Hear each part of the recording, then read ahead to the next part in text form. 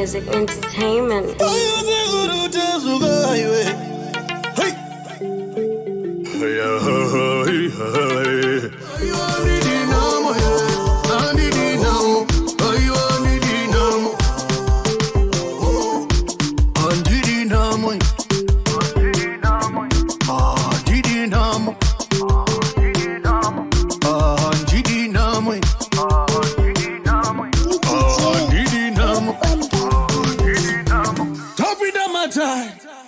I'm sorry, Sekuruchasu.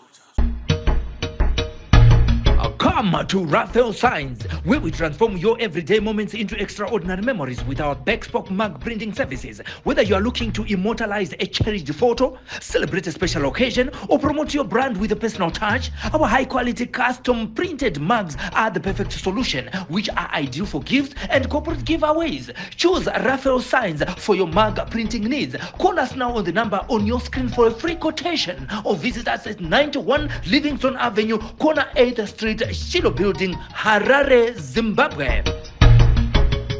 Welcome to Ideal Pavers, where we offer a wide range of landscaping bricks, including Big Hexagon, Domestic Interlock, Domestic Dogbone, Industrial Interlock, and Cement Bricks. For more info, contact us on our numbers provided or visit our offices today.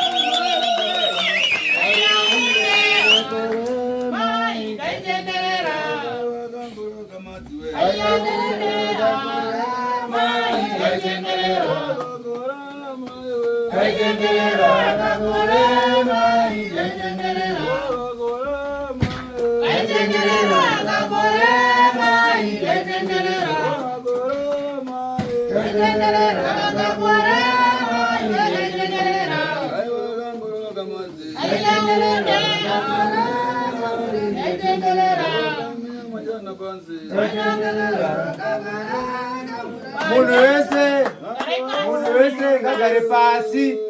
Munhu wese otanga kuombera nepasi sezvari kuita zvinezvi. Munhu wese ngagare kuti anokwanisa kufambawo musikuita panapa. Andaitese tono. Maombera nepasi munhu wese.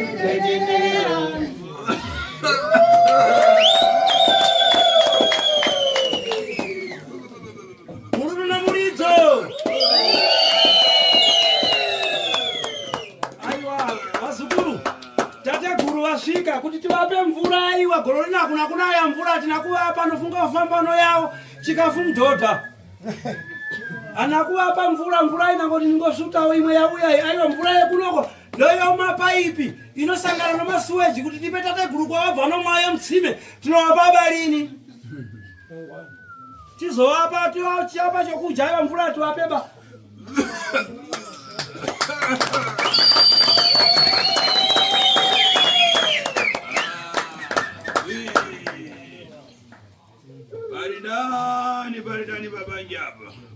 pakati pana pazukuru.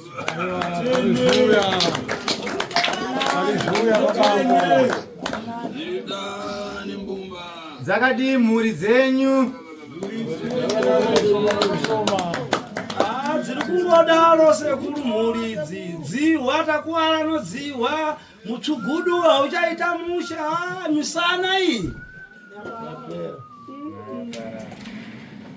Anga zvinjitika pakuvhevheri padziko. Ivi zvinjitika pakuvhevheri muntu pakuvhevheri pasi padziko kufuna kukumana na zvinyinji zvitopera.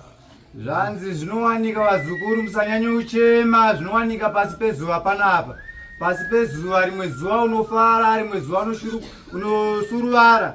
Kusiyana kweupenyu kusiyana kwekufamba kwemazuva asi zvichizosvika pakunaka handiti vazukuru.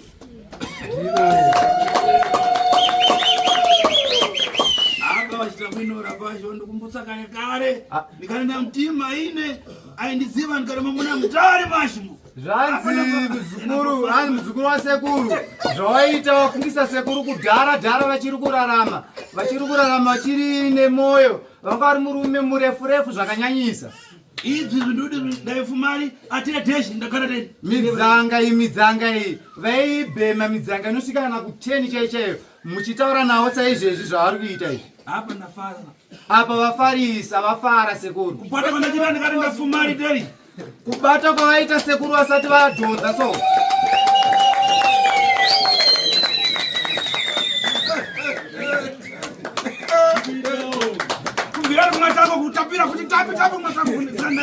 Hai sekuru kungobata kwavaita ikoko kubata kwavakaita vasati vabhema kunzwa uku kumashure kwese kutapira chaiko kutapira asi vasati vadhodza.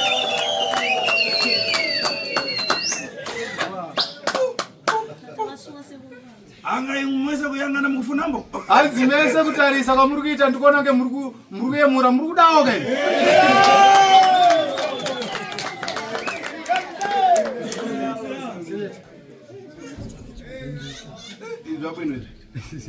Hanzi sekuru haufunga kungoti vangoswera vakagara vachiita sezvavari kuita izvi. Hanzi zvakanaka chaizvo vazvifarira.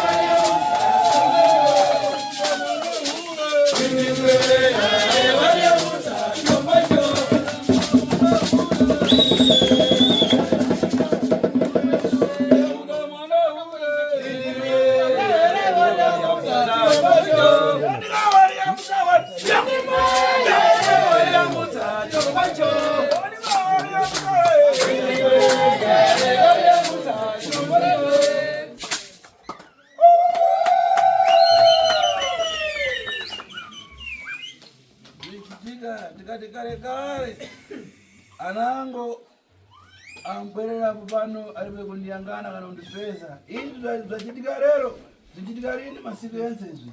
Zvanzi nasekuru nhasi vafara zvakanyanya ende vari kunzwa kufara nemi vazukuru kuti masvika pakusangana nasekuru palive saizvezvi.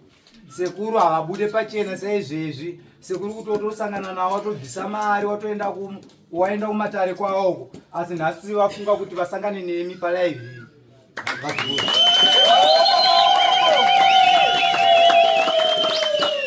Lero ndikutoma pano. Nhasi unoyo vari kuswera panapa vari kushanda vari panapa sekuru.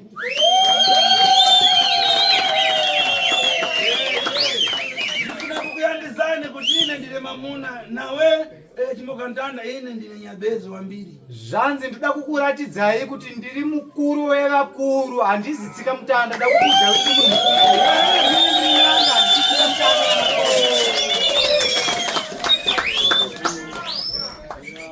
zvanzi ndiri n'anga handisi tsika mutanda. Ndifuna ndipopere garafa ramowa ndiri Hanzi apa ndoda kuti pauye bhodhoro rewawa. Mgomo hombe wewawa. Sekuru aupedze wega wese panapa. Aiwa. Kani hayo zakitika pasanakiza. Hanzi nyaya yacho inokufamba kwenguva inozonakidza nyaya yacho iyoyo. Ine ndikabva ngoti ndikupasa kupita kaita weti. Sekuru akanzwa weti vakagara apa vapedza mgomo wewawa vakapedza vakanzwa weti vanotuma iwe wakagara ikoko uenda unoita.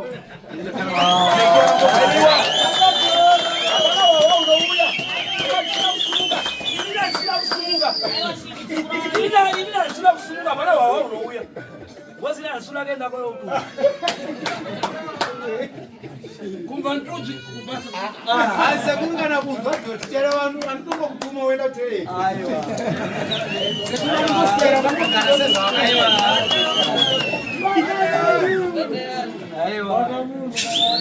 Hapa ndipo naita deli. Nhasi apa vanoda kuti vadaiso. Ndangani ngono enda kwera chifaze pano kuparo panje pano. Ine ndidarini zvindu zvakabise. Uku nyumba kusero. Kupita kusero ndimo ndipita kabisa. Ine ifuna kuti leve rividade ndakara deli. Zvine mukataya bado tifuna timbekera vantu tibwereno muchita wira. Vana sekuru ndinoita manyemwe kana makadaiso. Ndosaka ndataura kuti ndoda kuswera ndiri panapa ndichikushandirai muri panapa nekuti kuseri uku ndinenge ndakakuhwandai mimi ndimunomanikidza kuti ndikubatsirei kuseri uku. Asi nhasi uno handisida kuenda kuseri, ndakukubatsirai ndiri panapa.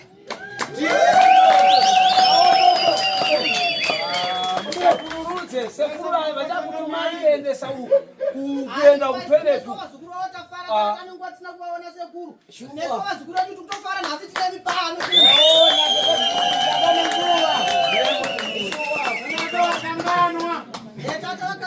Mama majara mkomwe.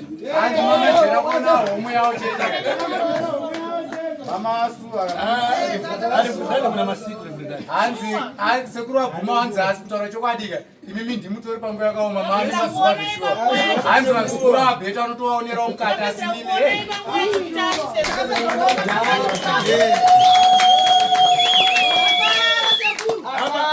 Hapa nikakuyangana nikopetana nangu mankaramba.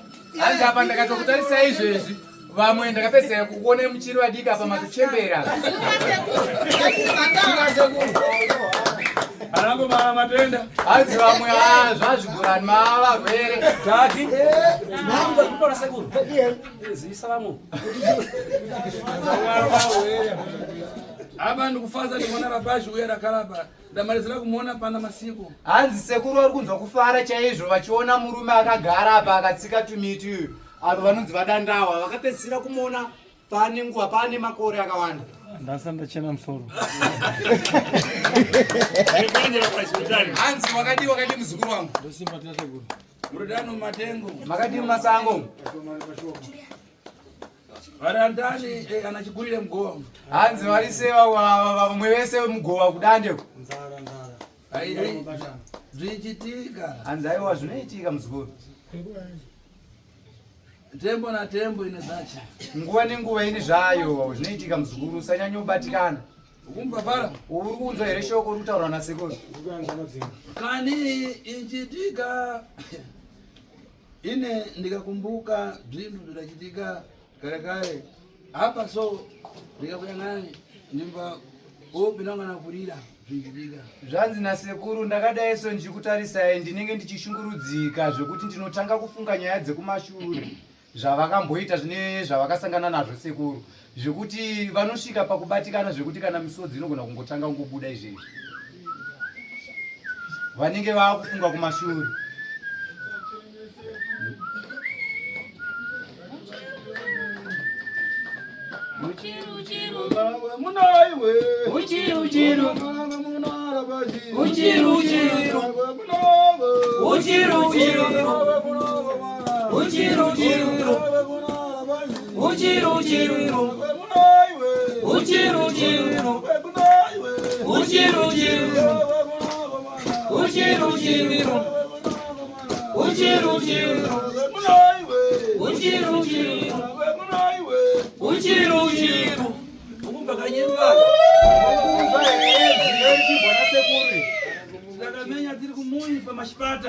pagoma patauke. Hanzi nasekuru nda yakamboridzwa ngoma iyi kambo aka kachiimbwa pachiridzwa ngoma kambo ikake. Kuri kumusha kwawo kunonzi kumpatauke. Pagoma patauke kuchipata uko. Hanzi kunonzi ku Mozambique kumashipanda ko. Kakakadaza menyewa pano apa pakonde pachikafa. Hanzi kakazoridzwa zvakare pachikafa kubhodha chikafa. Ne Mozambique ne Zimbabwe chitete nechikafa. Aba maita soro kuti ine gomwe epe nangwe na matenda ngomwe asine ndafuna kurapuka kamkaimba nirapuka ati kufikira tufazi apa kuruka kuti tumdenga kumba kuti mese Hanzi nasekuru nhasi maita laki chaizvo rekuti masangana nawo masangana nehomwe yawe vakapotera ipapa vanonzwa kuda kuita manyemo achikuona makadai so vane matambudziko yavo vachibatsirwa ngoma dzichiridzwa sekuru vachitamba vakagara ipapa zvokuti vanojamba mudenga nemagaro kusvika kulapuka vakagara sezvavakaita zvokusvika panenge vachibhamba ngoma dzichiridzwa.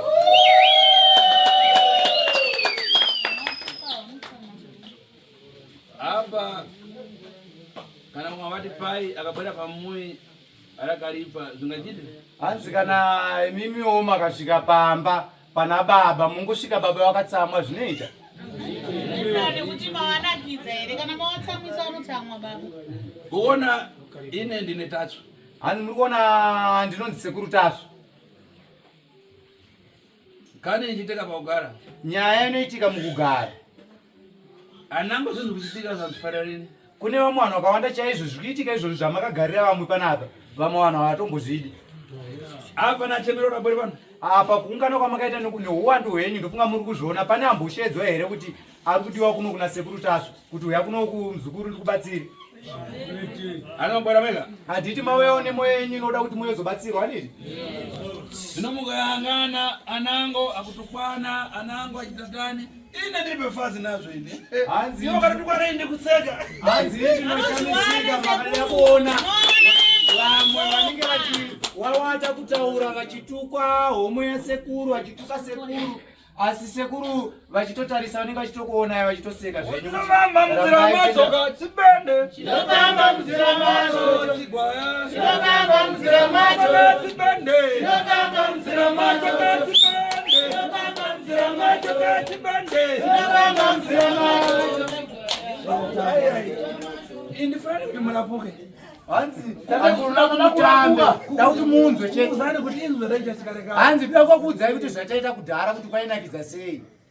Ine ndine Tatsu kana kwatukwana kana itatani nditani gonyogonyo kureka pita pamusoro kuti awatukwana. Hanzi ini ndinonzi sekuru Tatsu kunyange wakandituka handikuvanzi kana uine dambudziko nedambudziko ndinokudza chete kuti iwewe ndouri kukonzeresa matambudziko.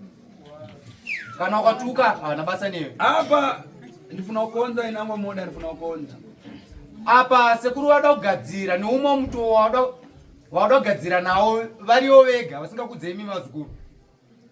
Wese anyangwara wagunga nakana yangu dzakuipa akumana nadzo.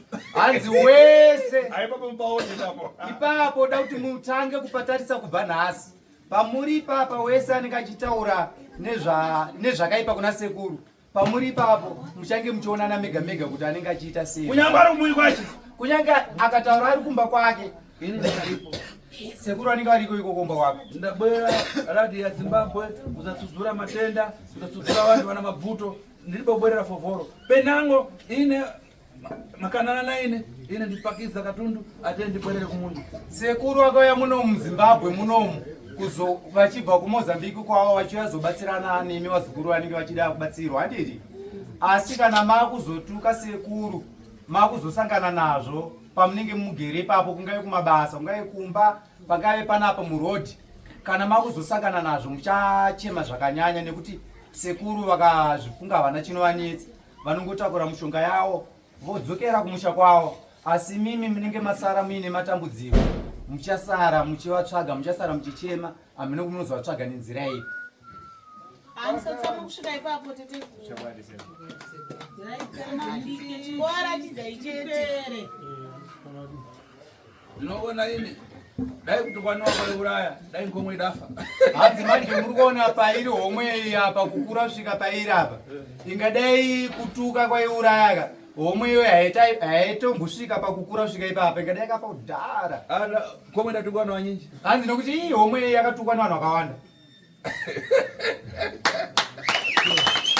Asi achitasura chete tuzura basi kutasura muchiuya achitasura chete muchituka uchiuya rega kurira wauya wega rega kurira wauya wega rega kurira wauya wega rega kurira wauya wega wauya kurira wauya wega rega kurira wakaromba wega rega kurira wakaromba wega rega kurira.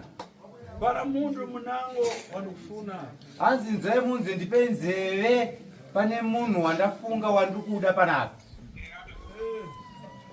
Mundu mene zina ache funa kuyamba kureva chitobea zina la pai wake kana ndalewa lake chitobea kwalapata. Hanzi ndichitanga kune munhu iye ndinoda kutanga kudzoka kumashure kunoshedza zita rababa vake vakamuzvara ivo vanonzi Jarati.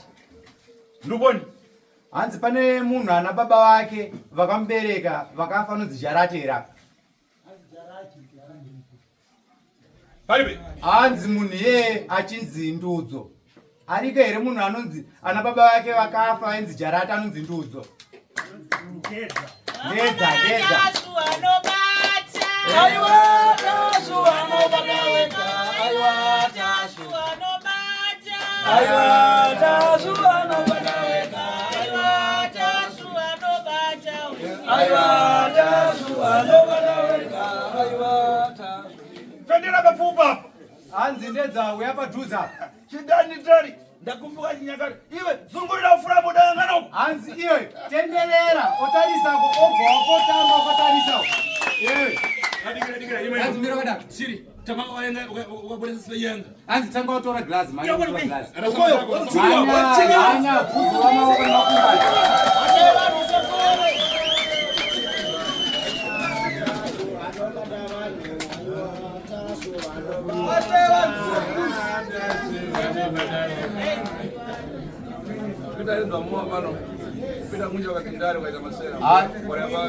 Hanzi handidi mafaniza atisikuita zvidoro panapa ndinoita kuti wakomana wakukande kunze kwejurawo. Iwe pasa madhara ndoto. Hanzi yo ipa tsimu ibaba wako. Samura wanangu mbolesere ndoto.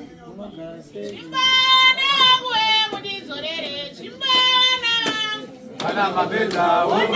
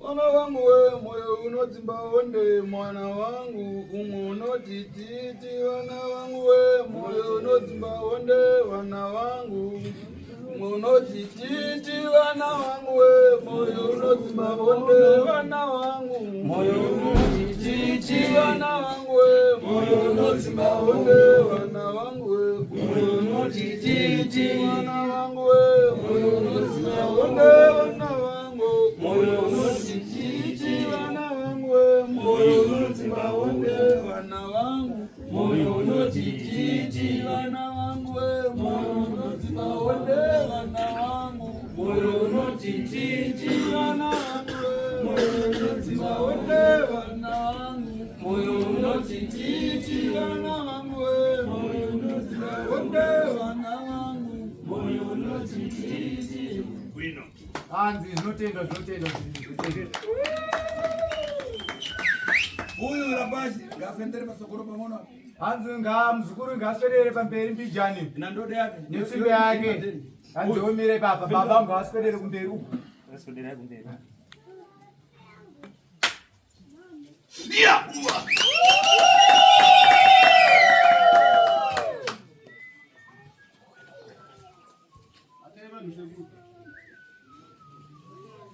Kabino. Notenda. Iwe. Iyo kwela uyangana ngombe wakasho. Hanzi iwe autalisa mashiro kwake. Anakukwenya frama don. Hanzi kotama don. Frama. Hanzi kotama mzukuru kotama baba. Kotama. Yangana panga chikwenya hapo nikayangana strofe hapa kunemba Solomon Ndiani. Hanzi ndakatarisa hapo panga chini kile pakapotama ndiona pari kunyoro hanzi Solomon Ndiani. Aba. Ngamuka. Simuka hapo. Ngaramuka angana kuno. Hanzi ngasimuka tase kuno iwe mzukuru. Kwacha iyo ukamtari kuno. Zvanzi ndakati Joramu na Ofasi unofungei? Joramu na Ofasi unofungei? Kana ndikati pasinavo. Hanzi mazita yakataurwa na sekuru unofungei? Iwe Rapazi.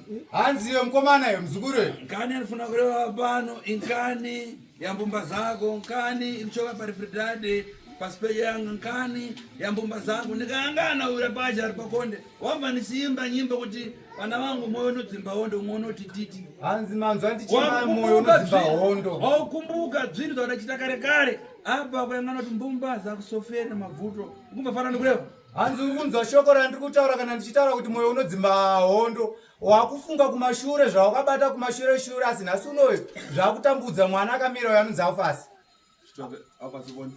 Sorry ningirini Solomon. Ndio magunga? Sekuru.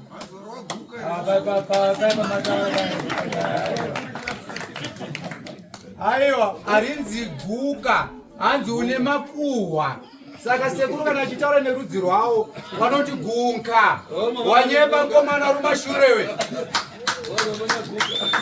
hanzi havazvizive zveguka vanotaura guhwa ndinonzi gunka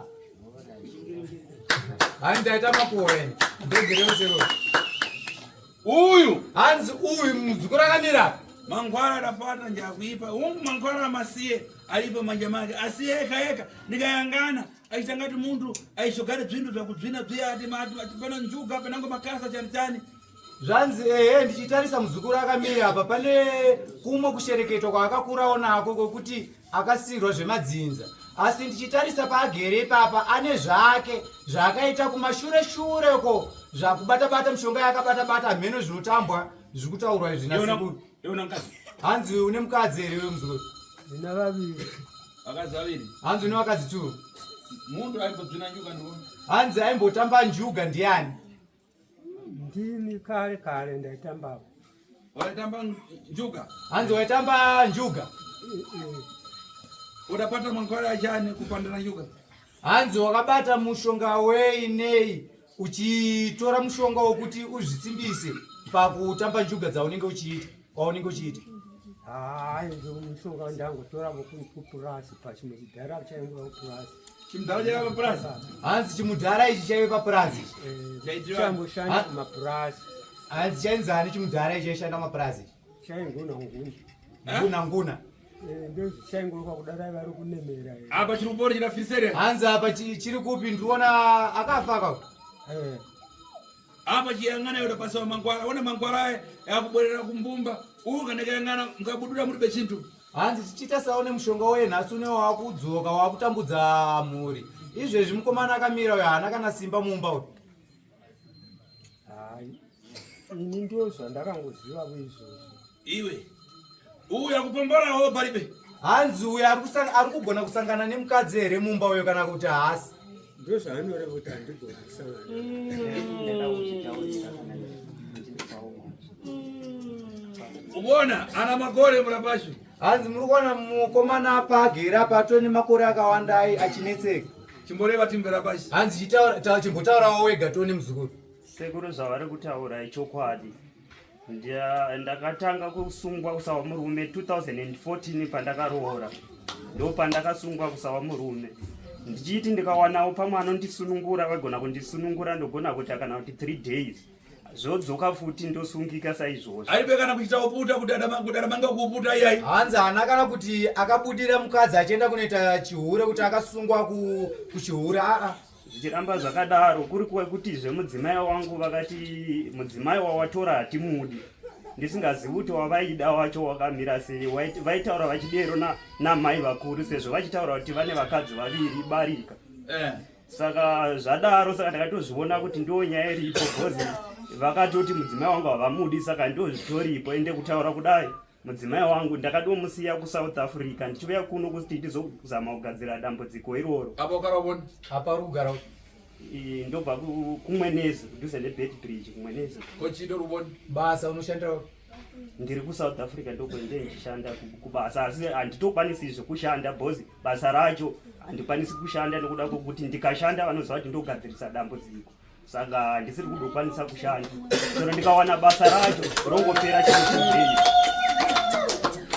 Ende ndakasungika zvekuti chero kuti ndingati kuti ndimbotiwo ndine power hapana. Chero ndikaita weight ndongoita ndangofanana nemunhukadzi. Chero ndikabatwa umu mangu mose motozvigwadzira hamuna kana mafeelings. Chero ndikabatwa handina zvandori.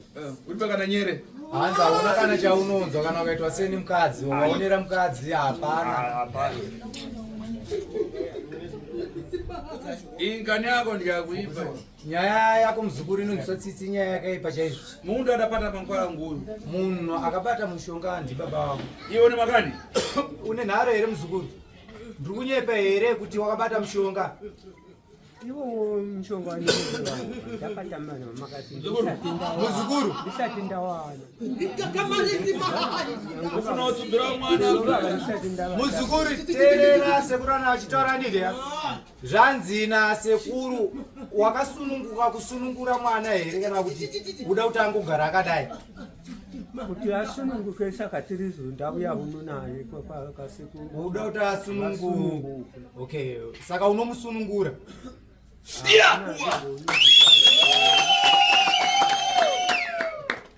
Sekuru kana vachidaro muzukuru kusununguka kwemoyo wako ndo kunoita kuti sekuru amusunungurewo. Saka zvinhu zvandinoreva kuti ndauya nemwana kuti asunungure nesekuru.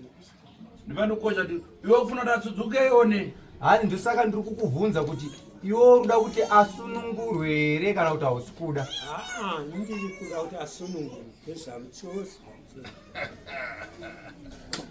Apa iwe ndakubata apa kupona ndakukatiza wamenyewa uribe. Hanzi inini ndakubata muzukuru nenhau yemushonga iyi. Mukubata kwawaitoyo nasekuru mukutaura kwauri kuitwa nasekuru. Une pawambotyisidzirwa here pawamborohwa here pekuti uri kudairira kumanikidzwa.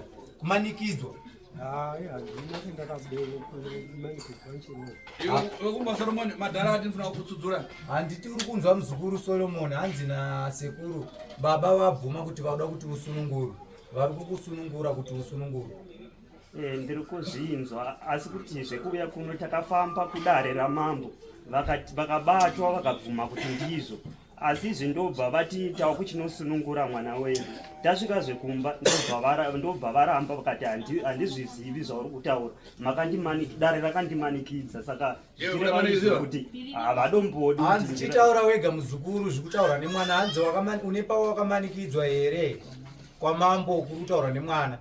Kwamakabva kwamambo handiti mune kwamakambofamba? Hanzi kwamakafamba ikoko pane pawakamanikidzwa here? Kumanikidzwa kwetakafamba hakuna kumanikidzika. Ini patakafamba ndakangotaura gwavo kana kwakudziwa kuza usina kuona unofanira kuti apo hazilizoitwa hazizizita zvoisizo kuti paitokama kana kuti sei. Apa ine ndikurera gunga nokuti ipapo patakafara muzukuru zvanzi nasekuru saka zvandiri kutaura zvese zvisaka ndiri kukunyepera here. Pane zvavataura newe sekuru pane chavakunyepera here. nangoti pamushonga wo ndo ndakashanda nawo kare havana kunyepa vavo ndo ndinoziva. Handiti zvemushonga sekuru. apa mangwara acho akugona kudutsudzira mwana. Saka mushonga wacho izvezvi uri kupi kuti mwana umusunungure? Mushonga iwo wawakatora wacho ingopiwa dziri chaipiwa dzikangobva dzapfumu havana kutitaridza bwenzi racho ndinosara mushandisa wawakapiwa wacho iwoyo wawakapiwa kuti unoshandisa kunjuka taingoshandisiwa dziri tezi vaitipa nyora dziri titeve dzokusunga dzokusunga tichitamba waisunga chio wazopedza kusunga waisa kana wapedza kusunga wapedza kutamba pepe waizochiisa kupi ungosungura kugara nayo zuri kana kuwesa musambo chimwe asi uda uziva bwenzi racho chokwadi havana kuti tarinzwa kamurapa asi uda uziva kuti mangwara kana ufuna kupombora kuonana ngazi munyumba mutsudzura nawo kugona uda manga hanzi asi wakaudzwa neng'anga yaina kutokuvanzira kuti iwewe kana wakuzoita hanzi wakatora mushonga uyu usati wani mukadzi asi wakaudzwa kuti kana wakuzosangana nemukadzi mushonga wakasunga uyu unosunungura kuti uzoita bonde nemukadzi zvakanaka. Waita bonde namanga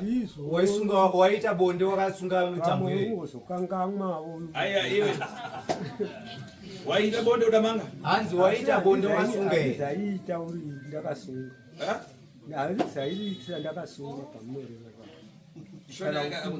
muzukuru nzwisisa zvekutaura nasekuru ndofunga ndinoturikira neshona handiti pawaisangana nemukadzi pawaita bonde nemukadzi chawaka mushonga uyo wawakatora uye waiusunungura here kana kuti waisangana uinawo wakausungirira chete pamwe kuda zvakuzova inongozokanganisika pamwe unokangama azvinhu zvinhu zvava zvekare unobva kupi umushande kupi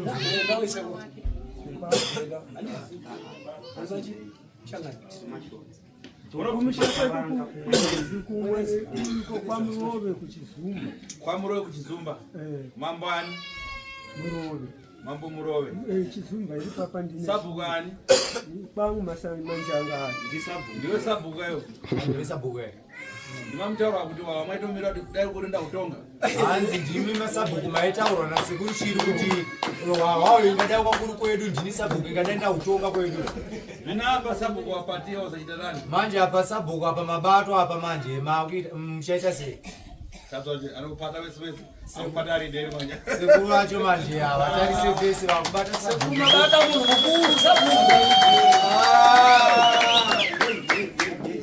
handi chikuru pari deri hanzi ndinoti very sorry kwamuri asabhuku asini kana udaidzwa kuipa indikupata asi nini changu pane chakaipa chese ndinobata kana uine zvakaipa ndinokubata saka pandakubata nezvakaipa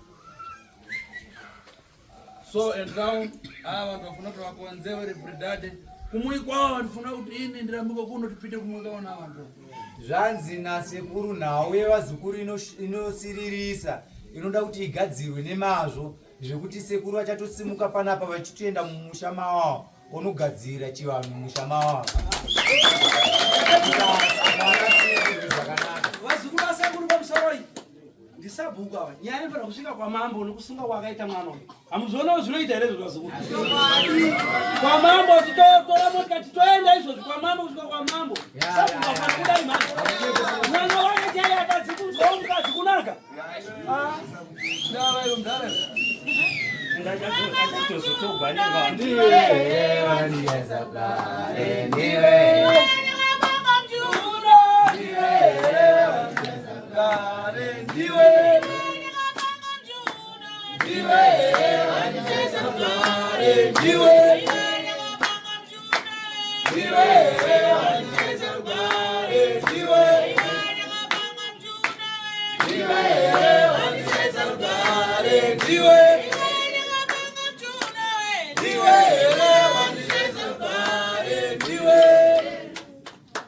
Zatendo. Mamba pale pale mwanyimbo wote wanangu mkapesa mkondo mbwezene ndodo yangu yenda kuifuna mkondo na marira sana iwe. Anzi manzo apa ndemba kamboka kuti vana vangu mundidzurere timbo vana vangu kana mapedza hondo saka hondo iya yandapedza sabhuku chiunza itsvimbo yangu ndakuida manje.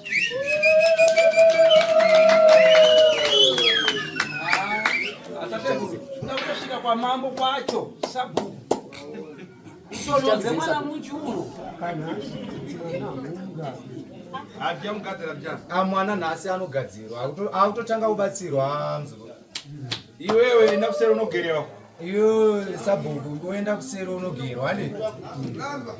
Ngaenda unogerwa kuserera. Muzukuru ngaenda kusera unogerwa. Azungurire. Ngatenderere. Azitendererapo. Ngatendererapo. Tendera kusera. Ndikutenga sekuru nekutotanga makura wanda kusvika pakutaura ndoga chero ndichifamba vana mukoma ndinavo bate hapana ari kumira nini ndongori ini ndirwani saka ndinotenga sekuru pandauya ndatouya pano ndichiti ndauya kuzokuonamo pano Hanzi zvakanaka nasekuru chienda kuseri kuna baba.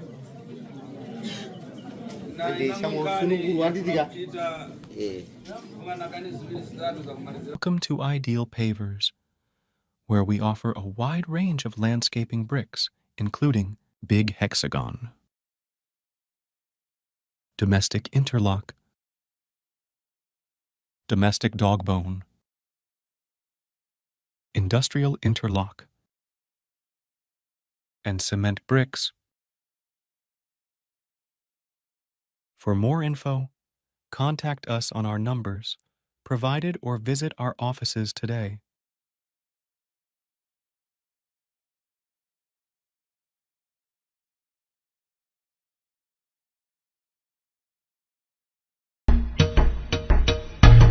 Come to Raphael Signs, where we transform your everyday moments into extraordinary memories with our Bespoke mug printing services. Whether you are looking to immortalize a cherished photo, celebrate a special occasion, or promote your brand with a personal touch, our high-quality custom printed mugs are the perfect solution, which are ideal for gifts and corporate giveaways. Choose Raphael Signs for your mug printing needs. Call us now on the number on your screen for a free quotation, or visit us at 91 Livingstone Avenue, corner 8th Street, Shilo Building, Harare, Zimbabwe.